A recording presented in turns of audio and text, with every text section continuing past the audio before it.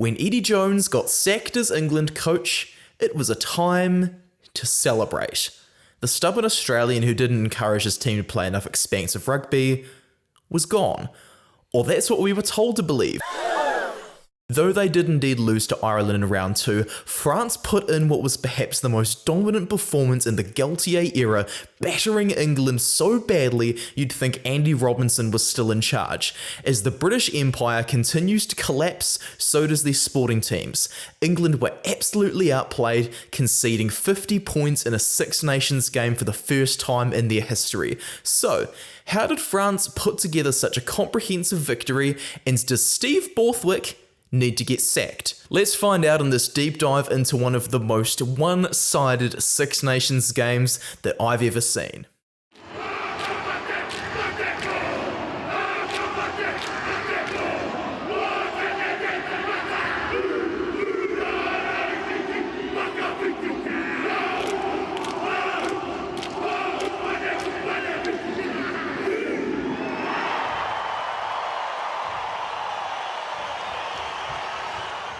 Kia ora guys, welcome back to the Black Jersey. My name's Max. I've been watching these Six Nations since 2016 when I was a teenager, and my goodness, this is possibly the worst performance I have ever seen from an England side. They got absolutely destroyed by the French, who were looking so dominant and confident with ball in hand as they prepare for the World Cup hosted at home in Paris at Stade de France. I'm not going to waste any more time. Let's get into this result and see why each team performed the way they did. As we see in just the second minute, France waste no time taking England to the carnival after a few phases of ball recycling. Though we can see a 5-on-5 on the open side as Ramos slots into first receiver, we can see Aldred and Aldegheri taking their time to get back on side with Aldred and Sinclair's personal space and Aldegheri in Willis's space. With two offside opponents in their area, these two England players are cut off from communication on defence, which forces Slade to step in and attempts to organise Lawrence and Malins to cover the legal blocking space this has created. We can see this disconnect in the England's defence through Sinclair's body language as he eyes up Ramos alone, despite Gench having already done so after leaving the ruck. Ramos has the ball pointed wide, which Sinclair will obviously understand, but having Aldred up in his grill has prevented him from seeing the bigger picture. As the ball floats past Flamand and into the direction of Olivon, Willis is disconnecting from this same big picture, becomes clearly obvious as he is yet to come into the main line and is failing to mark Olivon.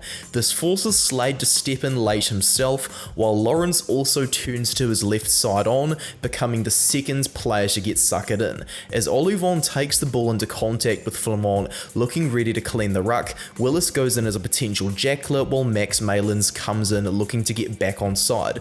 Olivon, however, spots the disconnect between Malins, Willis and Lawrence to then get his arm free, sending Flamand into the space of the two defenders.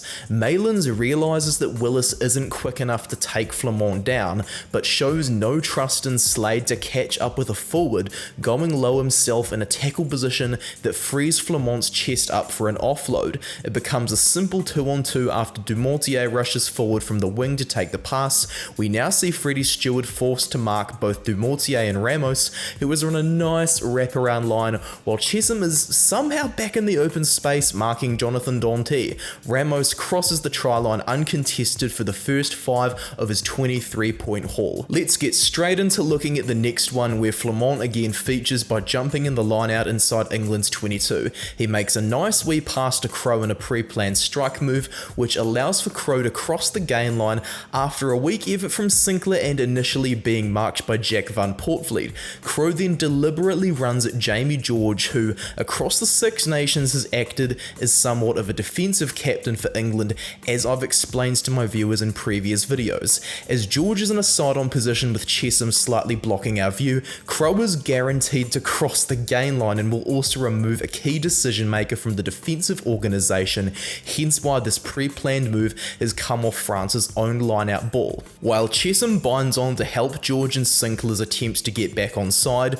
Aldred and Marchand are already in position to clear the ruck thanks to the earlier line-out. The ball rolls out of the ruck and presents itself to Dupont, who begins the ball recycling pattern by giving a quick pass to the two-man pod of Bailly and Aldegheri. The two-man pod generates front foot ball for Dupont as Ntamack is in the pocket, calling the attack structure to players in the previous ruck. Dupont is Dante on the outside and gets the ball away, before we then realise Fickou is the only clean-out option available for the breakdown.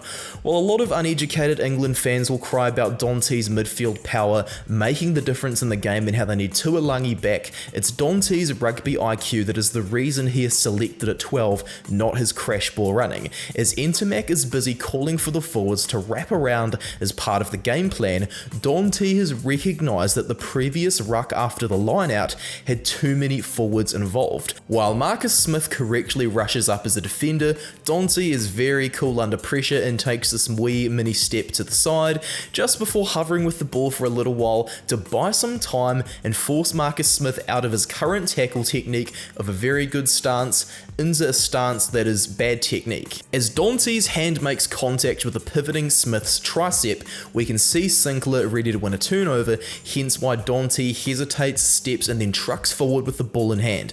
Dante has made all these small little moves on purpose so that he will have a proper ruck clearance option after going to ground, as he knows Fickou will get dealt with by Lawrence. Dante purposely runs at Lawrence for the same reason, allowing Willems to charge at Sinclair and take him off his feet, as the illustration of Willems' ruck clearance line shows us. As Willems prepares to make this illustrated move, we also see Fickou hold Lawrence by the arms and collar, pushing him into both Willis and Ludlam, who are attempting to close a gap between themselves and Slade, who we can see on the far right of the frame. As Dupont puts his hands on the ball, Ludlam, Lawrence and Willis are all standing in a triangle, while we now look to illustrate the direction Flamont wants to sprint in. Because these three have been condensed together by Fickou's ruck clearance and don't have George to tell them where to go, they're left not to communicate about who marks Flamont. While Ludlam indeed comes into this defensive space, Flamont has been given enough time to target the gap and is able to run through the shoulders of both players, scoring France's second try. Although France's scrum percentage doesn't look too good at the end of the game, they have a massive one here ahead of the halftime whistle, twisting well towards the open side. As the scrum begins facing towards the Guinness logo that we've got here on the screen, we see Olivon stroke Ludlam's hair in a pretty cute sibling rivalry, which then creates a wide open gap that Aldrit runs through. Jack Willis does come back around to attempt the tackle, but as we can see, Olivon is totally unmarked. To see why Olivon is unmarked, we go back to when Aldrit picks the ball up. Olivon is already rushing to the blind side. England's defence is completely disorganised, as they've had to run over from the open side of the pitch, and now that this set play has been completed, it's a simple case of communication. Aldrit passes left to Olivon, who crashes over for his 11th try in 32 tests. Righto, now that we've had the ad break, I do want to say we did at least get a few positives from England early in the second half. France's points tally slowed down in the rain as England took control back for a bit. The addition of Owen Farrell into the lineup was massive in creating this try. He gets a nice short pass off Genge before fixing Aldrit and Dumortier in their defensive positions. Farrell's body language suggests a skip pass to the French defence, causing Aldrit to turn his head towards Stewart, who easily could have run through the gap that I've illustrated over here. Though this is an entirely believable situation for the French defence, Ramos is in behind to make the tackle on Stewart. Farrell has recognised the situation, so instead pops the ball through to Lawrence, who's now at 13. Lawrence then crashes through the shoulder of Dante and Aldrit. As Lawrence goes to ground, Farrell then immediately spots Francois Crowe at open side flanker. Knowing he can trust Marcus Smith to organise the remaining components of the attack, Farrell belts himself at the big number 6, meaning Dombrandt simply has to stand there for Mitchell to collect the ball off the breakdown. Mitchell goes wide to Sinclair, and as we can see Sinclair's pop pass go out to Chesham, we also now highlight Marcus Smith's presence in organising the structure. With 5 French defenders on Sinclair's outside, Smith has set up a fake attack pattern of 5 teammates, including Watson, who's now out of frame, to fix one side on the pitch and allow Farrell to deconstruct the side that remains unorganised, as we can see Farrell rising to his feet on the far side. After Mitchell takes the ball off Chesham, who has now gone to ground, around, we see England revert back to the open side, likely under directions Farrell gave them before his ruck clearance. Mitchell then makes a decent enough case perhaps to suggest maybe he should be starting for England instead, as he overrides the pod of Genge and Ludlam, spotting that Dante has taken his eyes off Stewart. With Dante now side on, Stewart is just his opposite left to beat. Since he's much larger than Ramos, it's always going to be a try.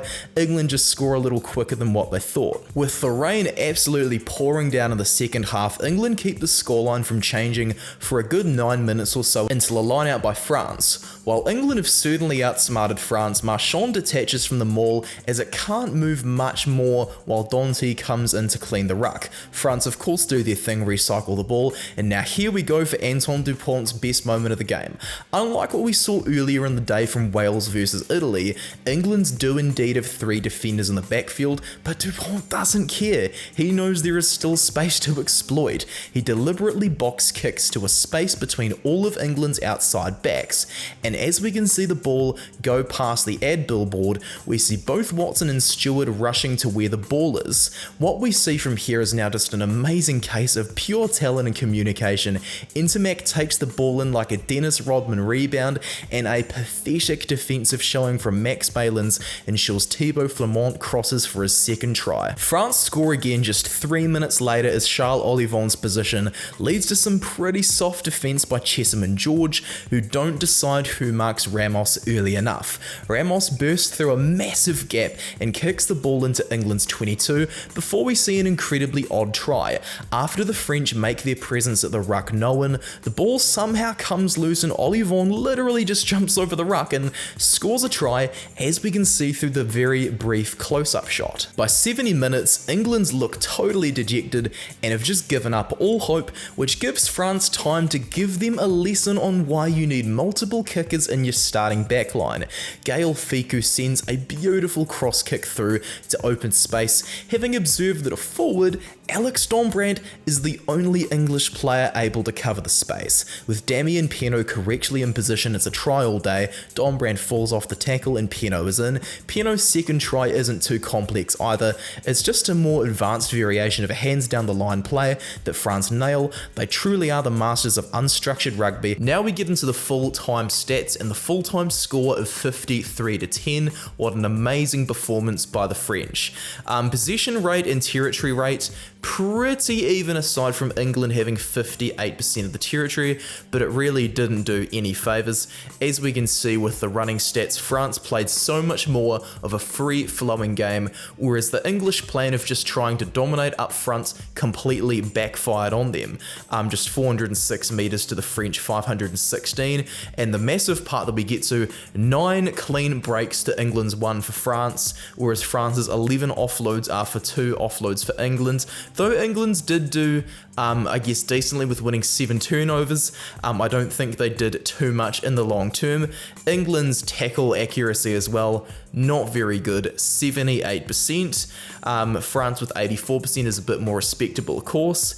And of course, a coincidence that's completely not coincidental. It's pretty obvious that's how rugby's won. France have 96% of the rucks, England have 94%. England slowing their ruck ball down so much has completely backfired because they're running their rucks so much slower than they used to under Eddie Jones. This gives French players more time to slow the ball and give England a bit of a harsher share when it comes to getting the front foot ball to work with. The line out we won't discuss too much, not a crazy result over there, but the scrum though, I guess that is showing that France are a bit short on first choice players in the front row. And of course the penalties though, quite a lot of penalties for both teams, but yes, as you've kind of got throughout the video, Steve Borthwick's plan of just trying to dominate up front of the forwards, it worked at Leicester at club level, but over in England in this role, he just cannot get the players to do the job internationally because such a game plan will only work if you have the most powerful pack in the world. Packs like France and South Africa are far stronger than the English pack, but as we saw through highlighting all the analytics from the game, France not only have a more powerful powerful pack, they have a more mobile pack, hence the ruck win percentage and hence the amazing sprawl of tries that got spread out throughout the game. England have got a lot of problems right now, and to say they were improving after Wales and Italy, I think we were probably stretching it a bit. It was just a nice way for them to build momentum and give the French and Irish more footage to do analysis on. As this is a far less experienced team than the Irish and the French, the English were having to do far more worrying about their own game plan, and it's totally backfired. When Owen Farrell came onto the pitch with Ollie Lawrence at 13 and Marcus Smith at 10, things were at least looking a little bit better, like we started to see more of those running meters, and Freddie Stewart's pretty much secured himself the 15 jersey for life. But when the forwards are getting knocked back so badly, talents like those cannot shine properly. Steve Borthwick, at just 43 years old, he is quite simply not experienced enough to be the head coach of a tier 1 nation. It's just his third ever season as a professional head coach, for crying out loud. While all of Eddie Jones' haters will still come out and say that Borthwick was the only reason England succeeded under the Jones era, I truly believe that Borthwick was the problem. After all, England lost the World Cup final up front to South Africa. Look guys, you've got the talent to do everything you need, but you need to get it firing and play more expansive rugby to keep up with teams like France. France, I was kind of starting to worry that they'd peaked too early after that loss to Ireland and after that slim winning margin compared to historically against Italy, but I do think France are heading back in the right direction despite losing the likes of Mathieu Jalabert. Cameron Wokey's yet to come back from injury, while Anthony Jalonche looks to be out for the World Cup campaign. It was also very good to see Maxime Lucu back in the mix. Well done to France for a really good effort in England. I hope you guys can improve for next week. Thanks for tuning into the channel, guys. Make sure you subscribe to me and like this video if you enjoyed my content. And as per normal, a big thank you to my patrons for the support you're always giving me. If you just want to make a one-off donation to me, I just got my PayPal tip jar in the description, and you can support me over on Instagram and over on Twitter, and of course my website for opinion journalism. Thank you so much once again for watching the video, guys. I'll see you later. Cheers from Max.